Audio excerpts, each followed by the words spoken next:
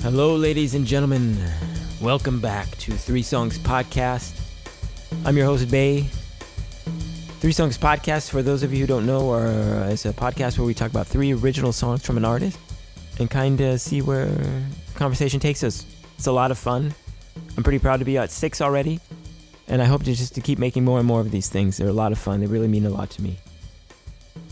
So as promised, episode 6 with Takken Wish, and he brought with him his three songs: I Can't Get Myself Away From You, Seasons Make Sense, and the one with a pretty wonderful title, Me and the Moon and My Memories of You.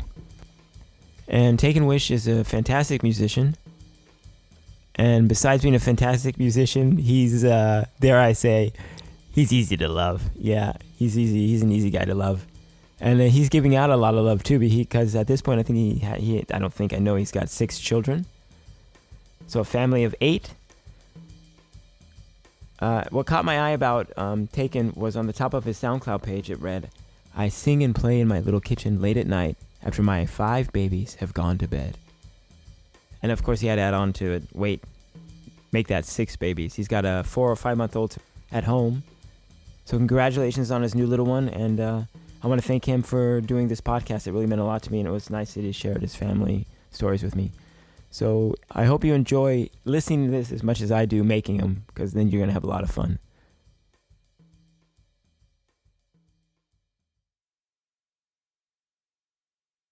I just wanted to talk to you a little bit about your family, what it means to you to have a big family, and how much that's changed your life. Gosh, what can I say? It's been wonderful. I mean, it makes for a busy life. Occasionally over the last several years, I'll have the house to myself again, like maybe my wife takes all the kids somewhere. And then it's strange to have silence in the house again. I know I'll go down there and we'll be in the kitchen. We'll get dinner going. And it amazes me when I look around and I'm like, wow, there's 8 people here right now. And there's talking going on. Because when they come back again, it amazes me, like the busyness and all the things we have going on. But it's actually a joy, but there's an adjustment to it, you know.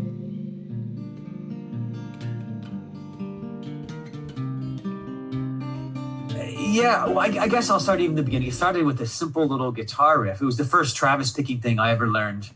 Out of a G chord to an E minor, an A minor, and then a D like sus7. I was listening to these Richard and Mimi Farina. Have you ever heard of this weird like 60s folk duo? I do know who you're talking about. Yeah, they're good. Yeah. It's something like... They sing Florida or some song about Florida? By the time I got to Florida, I was already halfway there. Yeah, this song, it's about Rena. By the time I got to Reno, I was already halfway there. I thought it was a great song, and I thought, like, how cool to have like a destination in the first line of a song. I don't know, I couldn't think of anything good, and then I came to New Orleans, which was kind of strange. I'm going down to New Orleans, hunting for the ghost of an old friend. I went in there once, but I had a friend who he died in Katrina. Yeah, he was really just kind of a lost soul. Went to high school with this guy, worked with a restaurant, and like we talked about drinking some, and we always we loved drinking it, but he was the guy like at the party, like the end of the night would be like, okay, who's gonna help Alex get home? And then he ended up in New Orleans, and the hurricane came, and Leonard Cohen and Bob Dylan both like influenced that song. Well, Did You Know the Flood Was Coming, which was all, about the flood, obviously. How can you save a stone from sinking? And from that, I was thinking about Chelsea Hotel, the Leonard Cohen song, the great Leonard Cohen song. He's got that great line, I don't mean to suggest I loved you the best. I can't keep track of each falling, I think it's falling robin or sinking robin. And I was thinking that's kind of my friend. He just was like a sinking robin. And so I kind of very loosely ripped off Leonard Cohen for that. Was coming, that you were in trouble again. How can you save a stone from sinking? Because my friend, in a way, was just kind of Never say good. a lost soul. I mean, we've talked about it, me and my other friends. Like, what could you do for a guy who just is like gonna escape and just Yeah. run and just, you know, go for destruction? So young. And now, my friend, well, I'm missing you so. Oh. In the spring, well, you taught me to sing. In the summer. We have a dog and a cat as well. Oh, you We're did? just Oh, good. Surrounded by life. That's how I feel about it. So you have this big family and it's pretty noisy in the house, which is wonderful. But as a musician, you late at night you go into your kitchen to kind of get some private time, and it's quiet in the house, and you can play and sing, kind of thing. Or how does that work out? Yeah. Well, I guess there's two ways that I do that. I mean, sometimes I just get my guitar out. A lot of times, and I just sit on the floor, and they just kind of play around me, and they move around me. And sometimes, like my 4-year-old will kind of climb on my back. My 6-year-old will come up and kind of grab the strings. Yeah, and actually the 5-year-old, 6-year-old, and 4, they're great because they'll kind of hum my songs along. Sometimes I'll be singing my songs, or like my 6-year-old asks me questions. That's a good What feeling. are you singing about? Like, who is that about? And it's kind of it's interesting that she's actually listening, and it is a way to test myself. Like, if I'm not bold enough to sing in front of my children, then am I bold enough to sing in front of anyone?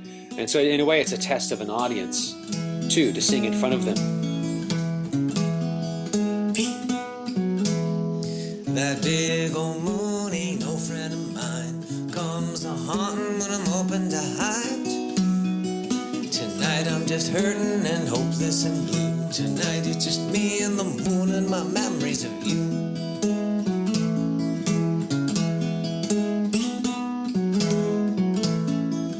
That was my first Travis picking thing I actually really came up with originally.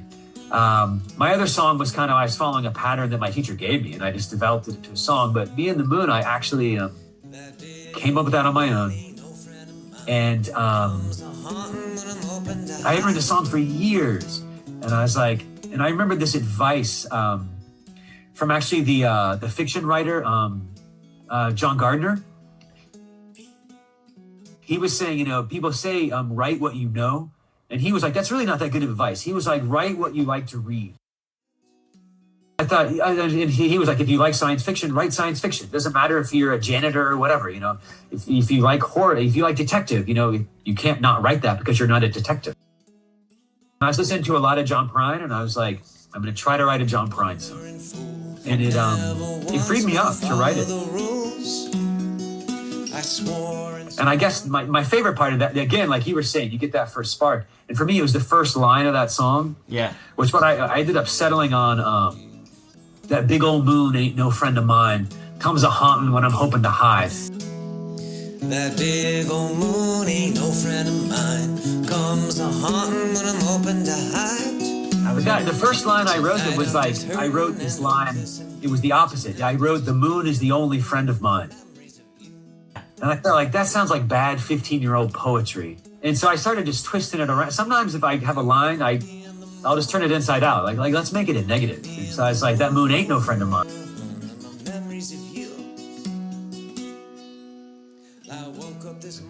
And then my countryness came out. Like my grandparents really were from like the holler down in Kentucky, and comes a hum. And I really loved a hum. Yeah. It sounds so country, you know. I spent years trying to shed my accent. You know, my mother's actually from California, and everybody around me had an accent. And I went to California for my summers, and I was like, I'm not going to have this country accent. And so I purposely chose to avoid it when I was growing up. It's like I'm writing a song, and I'm like, what would it be if I had that accent? It would help me out here. My wife and I, Stephanie and I will never be, because our eldest is 16, our youngest is 5 months now about. I feel like we'll never be void of children. I feel like, you know, we have 5 girls, and our youngest is a boy. So Stephanie and I, we actually were living abroad. We were living in Vietnam when we learned our first child was on the way. And as soon as Stephanie became pregnant, she wanted to be close to her mother again. That's what brought us to the Hudson Valley here in New York. So I feel that our eldest, her name's Gypsy, she's 16. Our next is Anya, she's 13. I feel like they will probably be having children. not immediately, of course, but like when our son Desmond is getting he's going to be in the house for like 18, 20 years. So that's right. They'll be having grandchildren and probably knocking on our door like, we need some help, you know. Yeah. And so in a way, I think it's wonderful.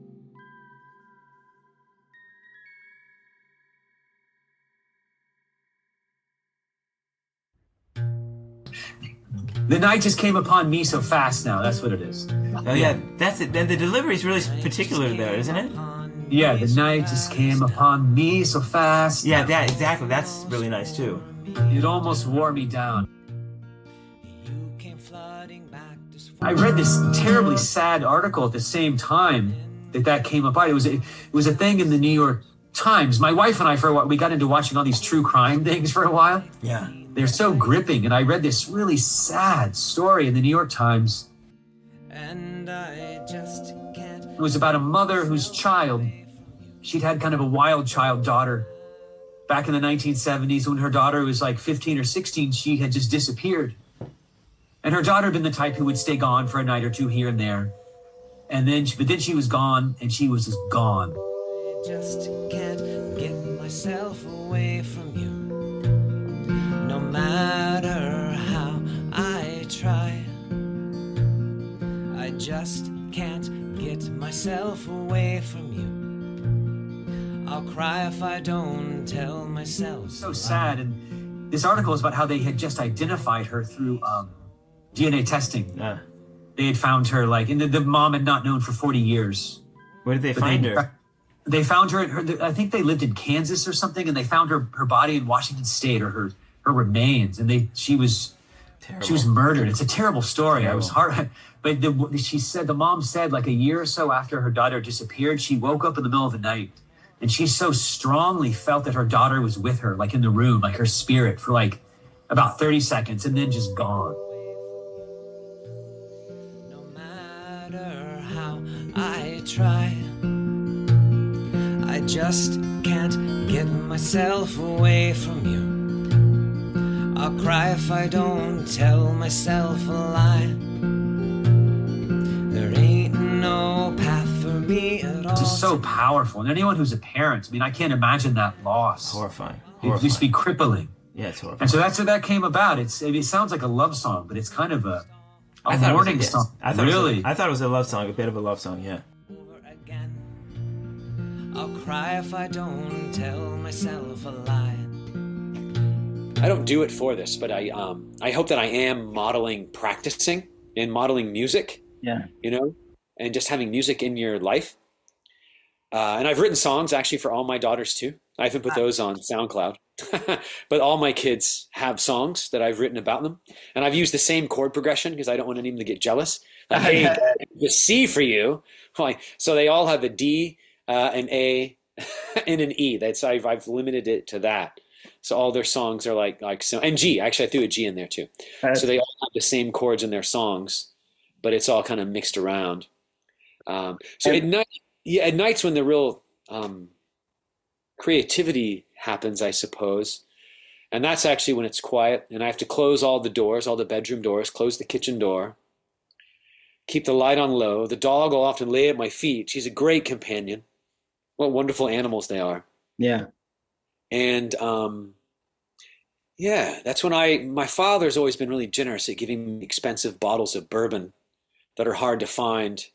And that's one of those, and I actually, as I get older, drinking doesn't really help my playing. I get worse. Yeah. But I still can't help the temptation. Just they mix together so well. I think I have this image of all my heroes drinking and playing music. And so I'll sip some good bourbon and try to scribble some lines out and play my guitar. In the dark, yeah. I'll cry if I don't tell myself a lie.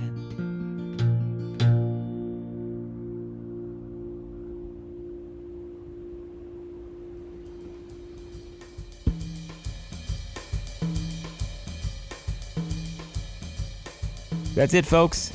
Episode 6, 3 Songs Podcast is in the bag. It's in the books. It's in the history books. I want to thank Takken again for participating in this and let me put this show together and kind of asking him questions about his life. I know it can be a little intrusive sometimes. And I want to thank his family for letting him hang out with me. I know he's a busy guy. So love to all you guys. For 2025, I wish you guys nothing but the best. All right. Next episode 7, keeps moving along here. We have a gentleman from South Carolina that goes by the name of Diopter. And he's got a country, I know I probably shouldn't say that, but he's got like kind of a country, modern country alternative thing going, which is a nice mix, and he's got a nice voice. So look forward to that. And we're going to put these out every 2 weeks at a particular time. I believe on Wednesday nights we'll be releasing them every 2 weeks. So look for more of these and more Room Rock episodes, kind of gearing up here for 2025. Okay, this is your host, Bay. Until next time, share the love.